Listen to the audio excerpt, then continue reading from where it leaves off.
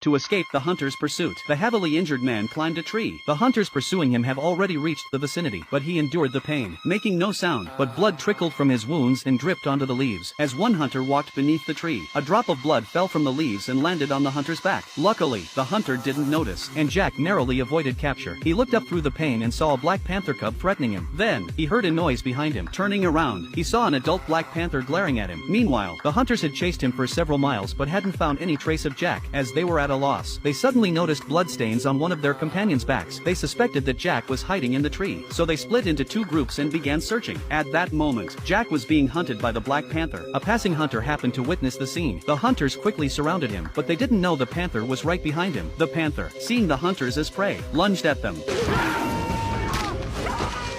Jack seized the opportunity to escape. The arriving hunters attacked the Black Panther. Although they succeeded in killing the panther, one of their own had already been killed. Despite the panther delaying the hunters, Jack couldn't afford to stop running. His wounds were getting worse, and he bit off a piece of bark, chewing it and applying it to his wounds while still running, fighting for his life. He ran through the day and into the night. When he was so tired, he rested against a tree, but every time he stopped, he could hear the pursuing hunters getting closer. He had to keep going, relying solely on his willpower. But the hunter found his paint on the branch. Then, a venomous snake lunged at him and bit him on the neck. Seeing that it was a viper, the man fell to the ground. The tribe leader ordered someone to send him off and then turned to leave. His companion, unable to bear the sight, told him that cutting open a vein would reduce his suffering. Afterward, the man removed the necklace that symbolized his honor and, after his companion left, slit his own throat.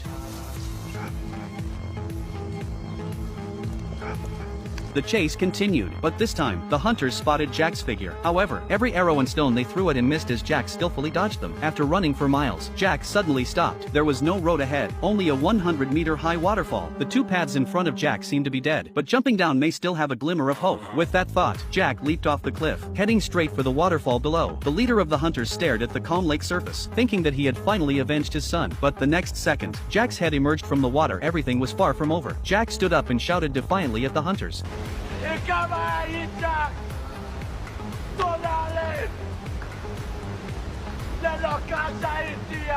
Faced with such provocation, the chieftain could not tolerate it. His men hastily suggested they could bypass the waterfall by circling around its sides, but a dagger suddenly plunged into his chest. The chief ordered everyone to jump from here like Jack. Those lucky enough might survive, but the unlucky ones would die. Seeing this, Jack rushed into the forest, but in his haste, he didn't notice the swamp ahead and fell into it.